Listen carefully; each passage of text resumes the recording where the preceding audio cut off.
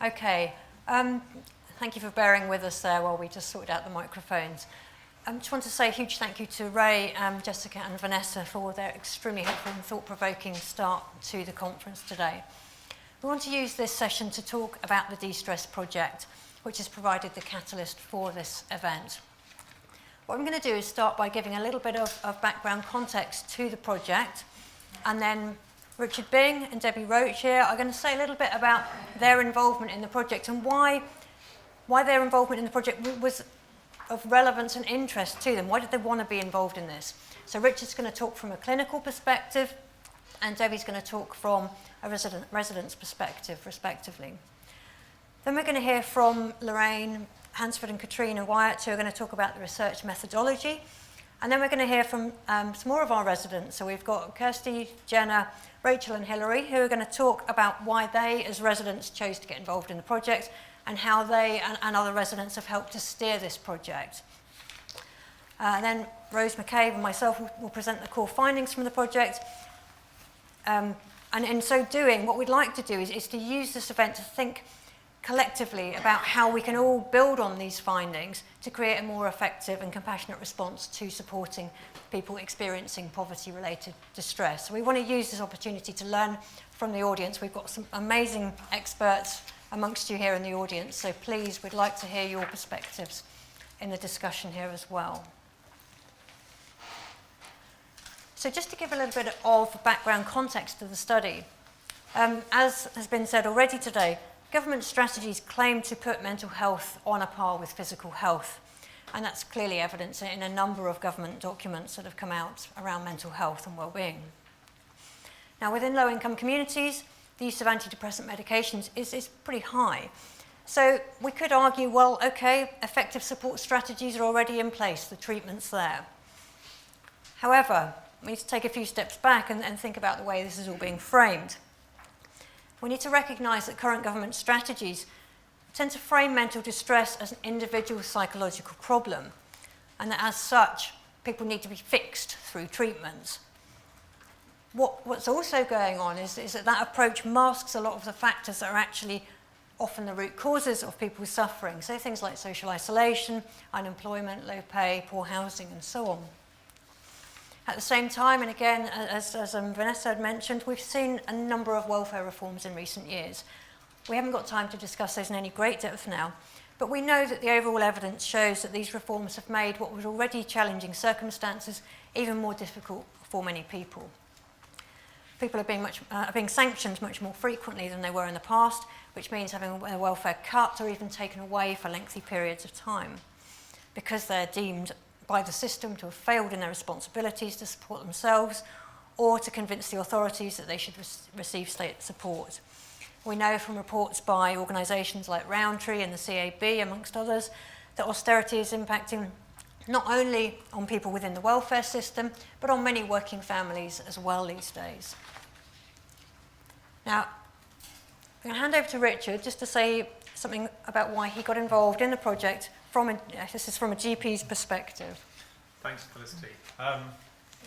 So I'm a GP and a researcher, and I was thrilled when Felicity came to me first and said, I want to do some research looking at mental health and poverty and how it's played out in resource-poor communities. And she accepted my invitation to come and sit in the clinic and see how things work from the point of view of a practitioner and of a patient, as we call them in general practice, individuals who come to see us.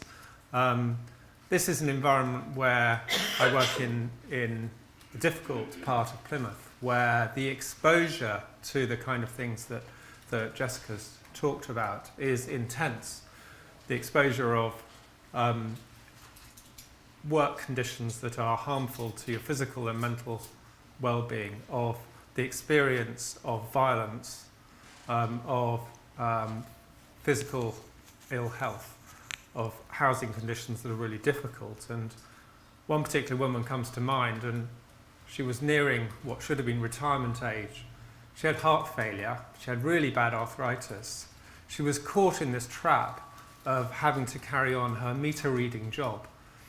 And the organisation she was working for were forcing her to do the most difficult runs, those that required walking up a lot of steps. And she couldn't get out, she couldn't retire, and she couldn't carry on. And she was really stuck in this really, really distressing, physically and emotionally distressing situation.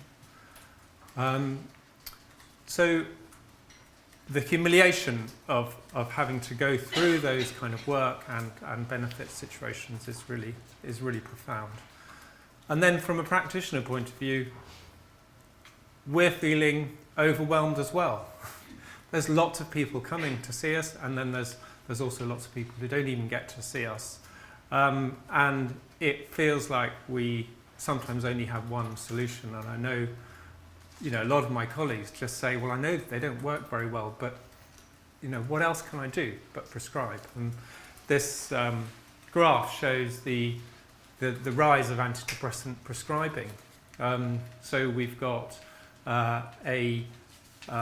nearly 70 million prescriptions, sort of like monthly prescriptions, in England per year. And that represents a 600% sort of increase over 25 years, doubling every 10 years. And in some communities, that's more than in others. And we've got a weird bit of inverse care law going on here, because this shows the heat map where antidepressant prescribing is highest, where there's red. Now, it's not in London. Interesting, isn't it? So it's not in the intense poverty of a multicultural, diverse community. It's sitting in the poverty of ex-industrial, coastal, mainly white areas, actually. So I think it's kind of stable, white, poor, post-industrial communities where you have the most antidepressant prescribing. And in some areas like Blackpool and Lincoln, it's 1 in 2 individuals has an antidepressant prescription of adults in a year. At least one prescription. That's remarkable. So we need to think about how to move on from this response, especially when we know that antidepressants don't work very well. Perhaps 1 in 8 individuals might benefit. So I was just really thrilled to be involved in this, and it's really made me think a lot harder about the deep interconnecting causal issues and the complexity that Jessica has just touched on, and Vanessa has expressed more as a kind of the problem. What are these really important connections? And we have to sometimes look at some of the really uncomfortable things and not make this a simplistic issue, but then we have to try and have some simple solutions for how we work together as practitioners, policymakers, communities, and individuals. And I really hope that you will join with us in these 2 days with ideas. And if you don't want to speak up during the discussions afterwards, join in via Twitter or email Suzanne Hughes. The email's on the back of the sheet with your ideas. So thank you. Thank you, Richard. And just to add to the back of the room here, so if people do have questions that they specifically want us to address over the course of the 2 days, feel free to go and add things onto the board at the back there. So as Richard was saying, what we wanted to do in this study was start to think about what this rise in antidepressants, as well as the rise in talking therapies, actually means for people in low-income areas, how effective these kinds of treatments are, and whether there are other potentially more effective ways that we could address issues relating to poverty-related stress. But we also need to recognise that all of this is taking place within a wider context in which being economically poor is being widely labelled as somehow shameful.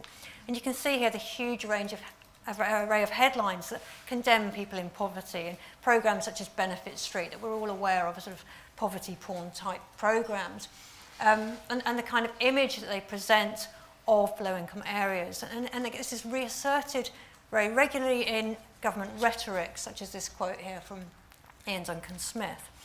I just want to turn now to Debbie Roche, one of our residents on the advisory board, who's going to tell us a little bit about why the project was interesting from a community perspective. Hello, conference. As Felicity's mentioned, I'm Debbie, and I'm proud to say I live in Devonport, the second most deprived ward in Plymouth. We are bludgeoned with being a no-go area. It's really surprising because it's the best place I've ever lived. I think the lived experience is going to be saying something itself here. Okay, so we are the second most deprived ward in Plymouth, and it's actually been in the list of the bottom rankings since 2007. Life expectancy is lower in the ward than across the city. Emergency hospital admissions lower than anywhere else in the city. Clients with care packages in the ward is actually higher than anywhere else in the city. What's surprising about this, no matter how much we're stigmatised, is in 1998 we were one of the 39 neighbourhood communities that received a portion of the £49 million under the New Deal for communities. We had millions thrown into our ward. And, you know, it's supposed to have been a programme which actually focused on bringing all the services together, getting agencies talking, and it included the residents as well. Now, I would say residents may have been involved, but whether you want to say whether the residents were heard, whether they were listened to, is another matter for discussion. The word deprived is something I really don't like to use, but I'm just going to read the definition here. The damaging lack of material benefits considered to be basic necessities in a society. That's why people have been using deprived across government programmes. I don't feel deprived. I feel very much part of a great community, a community that's built up resilience over the years through the lack of resources, through the lack of agencies actually listening to our voices. So for me, to be involved with the DeStress Project, it has been heaven. I really felt that our lived experience has been taken on board. Thank you, Debbie. And honestly, we do let Debbie talk a lot more normally. And she can. And she can. Okay, so we know that the figures show that mental health treatment is rising. And I say what we wanted to know was what this means in reality. So DeStress is a 2.5-year study. We're coming to the end of this now. We've been working in 2 study sites in the southwest of the UK, 2 areas that have been identified as having high levels of deprivation according to the Indices of Multiple Deprivation Scores. So the overall aims of the project were to understand how welfare reforms and austerity have affected mental health in low-income communities. We're also really interested in language, the role of narratives around responsibility, and how this is linked to medicalisation and the medicalisation of poverty-related distress. We're interested in understanding how the main treatment options, so antidepressants and talking therapies, are actually being used in low-income communities, and why they're being used in that way, what that then means for people's health and well-being. We're interested in understanding the challenges GPs have faced in supporting patients experiencing poverty-related distress, and also in trying to identify what good practice in supporting these patients more effectively might look like. Okay, so as I said, this is a multi-pronged approach to this presentation, so I'm now going to hand over to Lorraine and Katrina to talk about the methods we've used.